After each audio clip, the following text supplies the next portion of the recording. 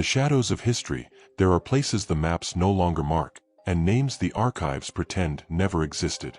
Behind locked doors and redacted pages lie the stories built on whispers, erased by those who feared what they revealed.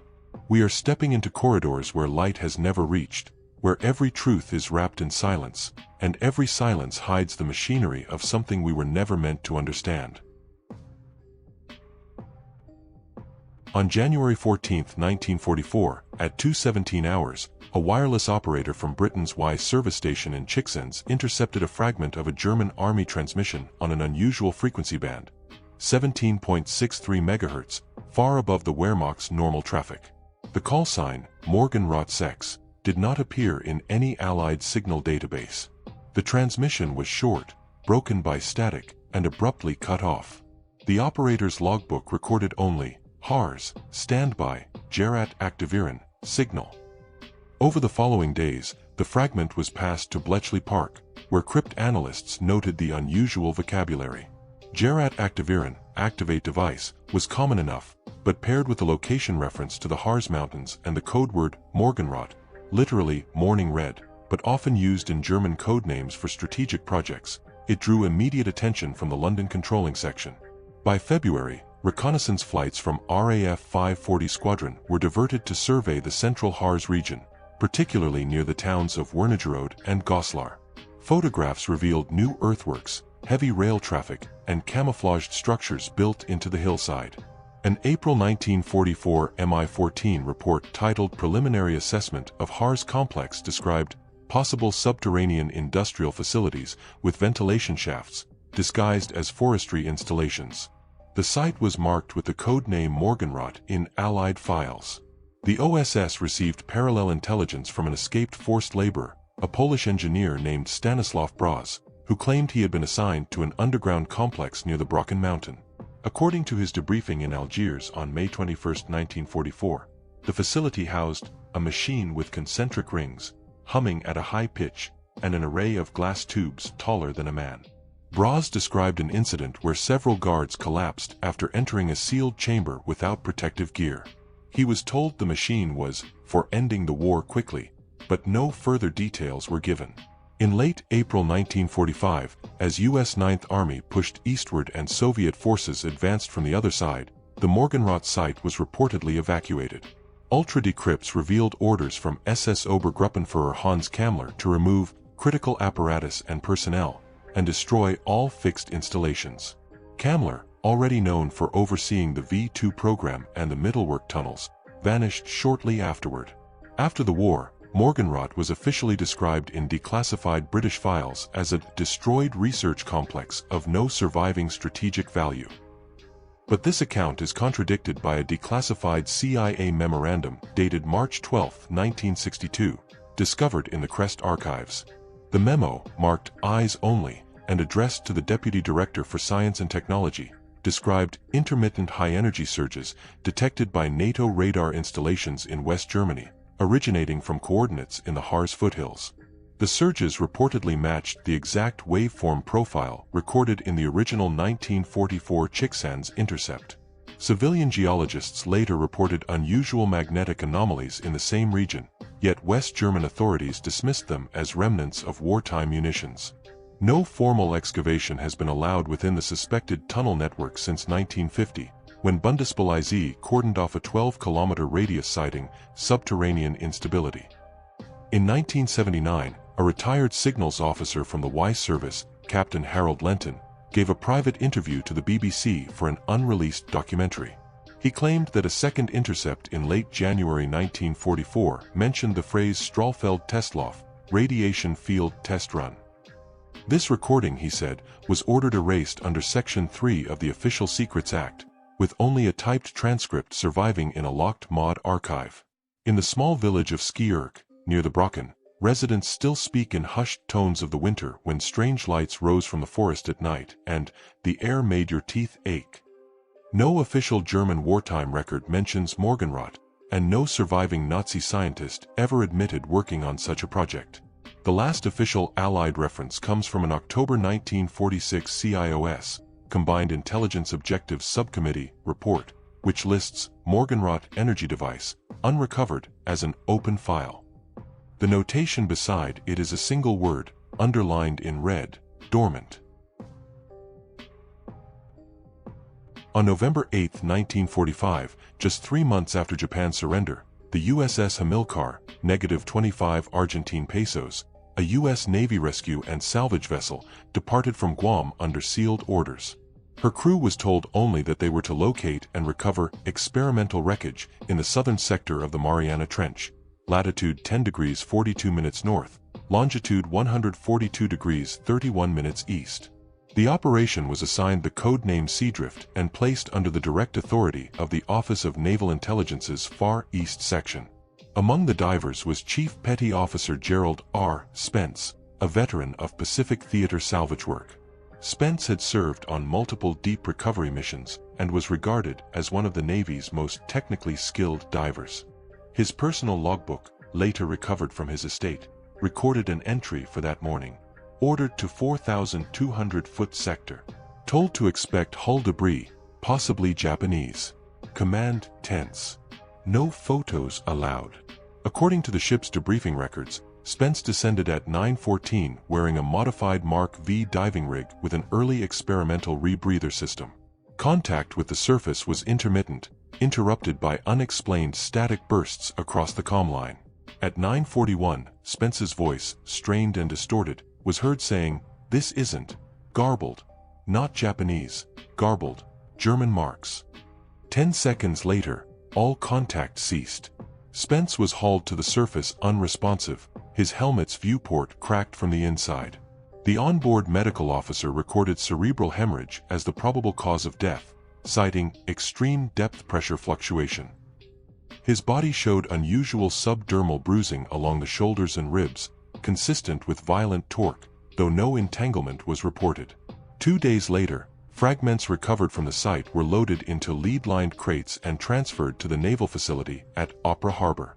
The inventory manifests, partially declassified in 1999, describe steel alloy fragments, structural plate curvature, approximate 4 centimeters thick, bearing dual-script serial markings in German Fraktur and Japanese kanji. Metallurgical analysis noted the alloy's anomalous crystalline structure, resistant to all conventional cutting tools. The report concluded with the statement, "Alloy composition inconsistent with any known 1945 Axis naval production." In December 1945, Seadrift's entire file was moved from ONI Far East Section to a restricted archive under the Bureau of Ships, cross-referenced with Joint Technical Mission Pacific, File Omega 12.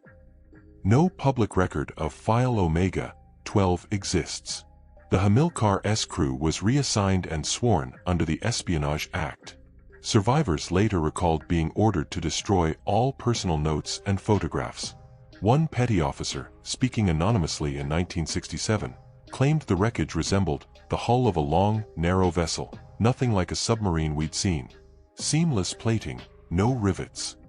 He further claimed the structure had no portholes, only a smooth curvature tapering to a reinforced prow. In 1978, journalist Harold Benton interviewed an unnamed former ONI analyst who had seen photographs of the Seadrift debris. The analyst alleged it was part of a joint German-Japanese project intended for deep-sea insertion of sabotage teams onto enemy coasts, bypassing minefields and sonar nets. Benton's notes, kept in a safety deposit box until his death, describe a vessel intended to cross oceans at abyssal depths and a propulsion system entirely without propeller. No government body has acknowledged the existence of such a craft. Spence's official death certificate lists accidental equipment failure during routine salvage training. His widow was told the mission site had been a downed Japanese transport. In 2003, during an unrelated seabed mapping project by the University of Tokyo, sonar images revealed an elongated metallic object at nearly the same coordinates listed in Seadrift's sealed orders. The Japanese Ministry of Defense denied access to the raw data, citing international sensitivities. Privately, one of the researchers described the object's dimensions as too narrow for a wrecked ship, too large for a torpedo, something in between.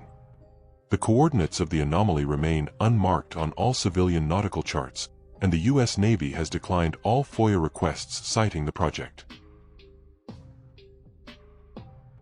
On March 4, 1953, during routine border patrol southeast of Berlin, an East German border guard detachment stumbled upon a partially collapsed brick structure hidden in the pine woods near Königs, Wusterhausen. The site was within the Soviet occupation zone but outside any marked military perimeter. Inside, under decades of dust, were wooden crates sealed with wax and stenciled with the Wehrmacht eagle and serial markings reading OKW/Filmarchiv, Sicher.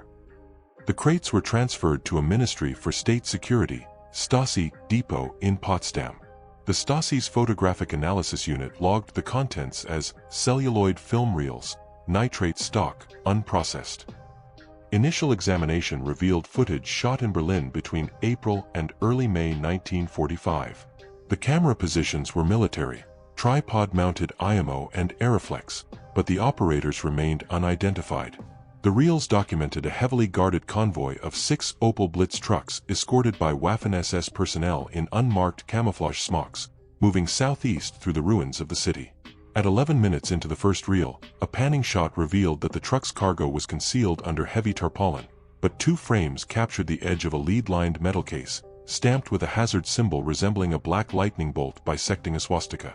The convoy proceeded toward the suburb of Köpenick before the film abruptly cut to static and leader stock.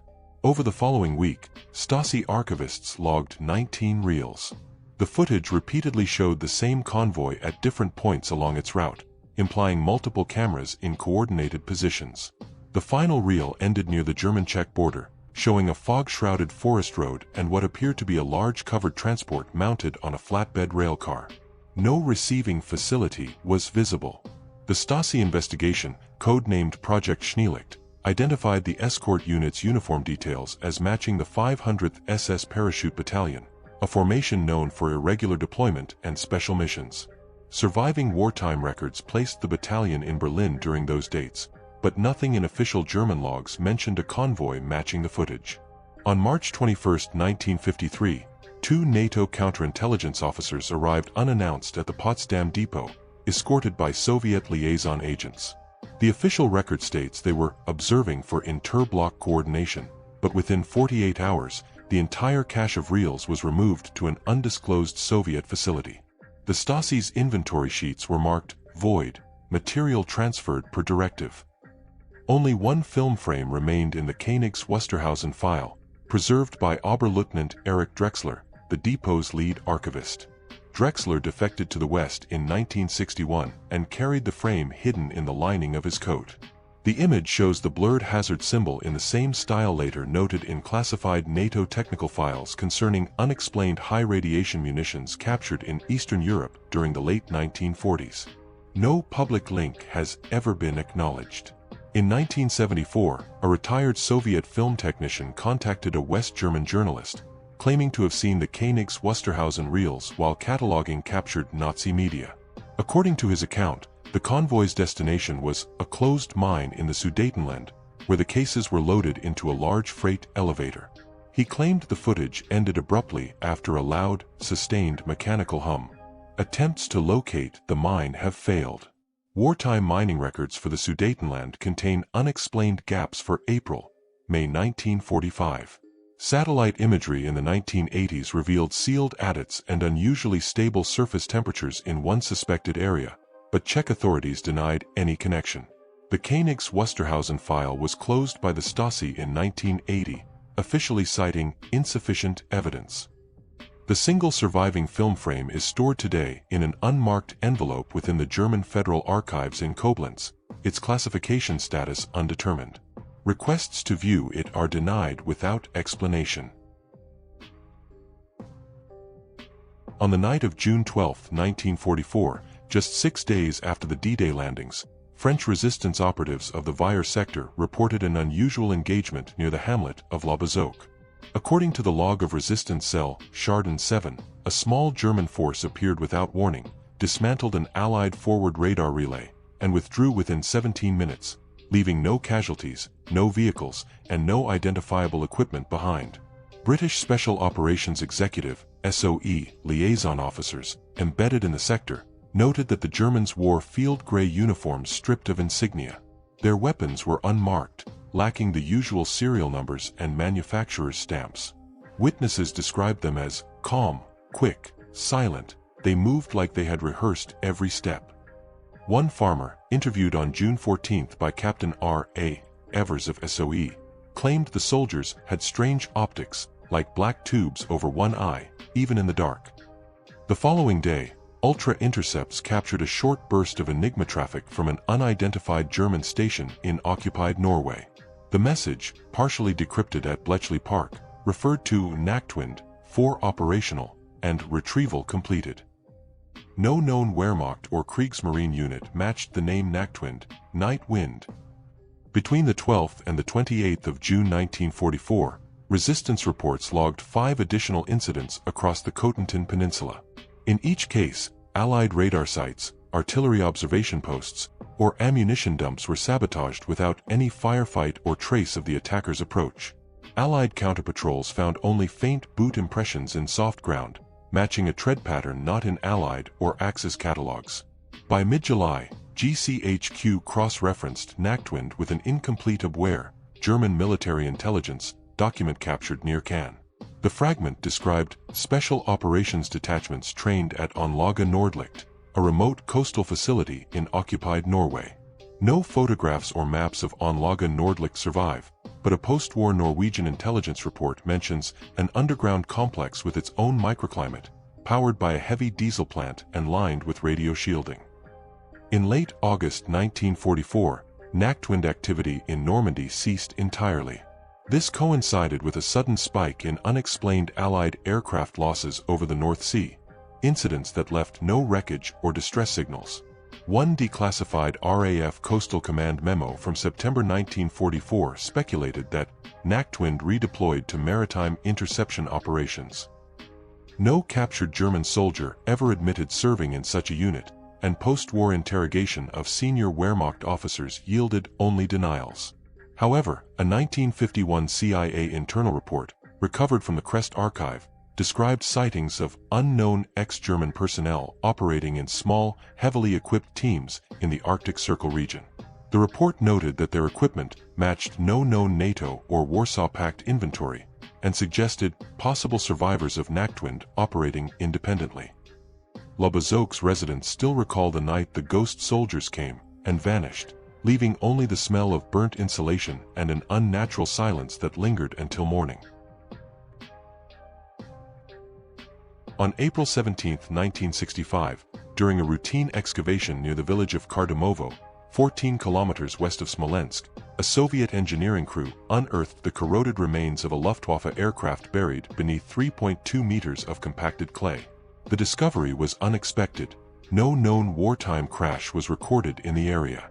The aircraft's fuselage, partially crushed, bore faint traces of the Bokenkreuz, yet its serial number, 7K+ML, was absent from all Luftwaffe production and loss records. Instead of munitions or standard equipment, the forward fuselage compartment contained 5 cylindrical lead canisters, each sealed with triple layers of waxed cloth. Inside each canister were reels of 35mm microfilm, tightly wound and labeled in Gothic script. The reel leader strips bore alphanumeric codes with no apparent relation to Luftwaffe filing systems. A Soviet Air Force intelligence detachment took immediate control, designating the recovery under Directive 47, a classification reserved for critical materials of unknown technology origin. Initial attempts at microfilm projection produced nothing but a static-like interference pattern. Chemical analysis revealed that the emulsion contained a rare earth compound not used in conventional photographic processes. On April 23, technicians reported sudden magnetic interference in their equipment whenever a reel was placed within 50 centimeters of any powered device. After 2 further incidents, one resulting in the burnout of a high-voltage transformer, the reels were transferred to a sealed storage chamber in a Moscow Ministry of Defense facility. Rumors within the engineering corps claimed the reels contained encrypted technical schematics. A colonel from GRU's Scientific Technical Directorate allegedly told subordinates that the material described a reconnaissance apparatus capable of orbiting the Earth and transmitting imagery to a ground station, a concept decades ahead of 1943 engineering. By early May 1965, the KGB's 5th Directorate had assumed jurisdiction. All personnel involved in the recovery were reassigned, and their service records redacted. The excavation site was reburied, the disturbed soil graded and replanted with pines to conceal any trace. Local witnesses were informed it had been a controlled detonation of wartime ordnance. In 1972, a defector from the Soviet Union claimed in debriefing to British SIS that he had handled fragments of the Smolensk reels during a secure transfer to Leningrad's Special Research Institute No. 88, the same institute responsible for early Soviet satellite design. He alleged that the reels were stored alongside captured German V-2 guidance gyros and incomplete blueprints for a high-altitude jet reconnaissance craft. The defector also stated that during examination, technicians identified a recurring cipher embedded in the microfilm's visual noise, using a pulse pattern consistent with experimental Reichspost telephone scrambler systems. Attempts to fully decode the data were, according to him, never completed. Several technicians reportedly suffered unexplained short-term memory loss following prolonged exposure to the reels. Western intelligence agencies have never confirmed possession of any Smolensk microfilm. However, a 1988 declassified NSA signal analysis report mentions anomalous pre-digital encryption methodology, first detected in foreign technical materials recovered circa 1965 from Soviet custody. The report's diagrams bear structural similarities to early U.S. reconnaissance satellite data compression formats, developed years after the alleged burial date of the aircraft. As of today, no official Russian archive lists the 7K plus ML aircraft or its recovery. The pines over the excavation site stand undisturbed, their roots winding through soil that once hid an aircraft out of place in both space and time. Some records end in a final sentence. These end in a void. They lie buried under layers of dust, denial, and the careful weight of official memory. Yet fragments remain, too stubborn to die, too dangerous to see daylight. If you follow them far enough, you find not answers, but the cold certainty that the past is still watching, and perhaps, still waiting.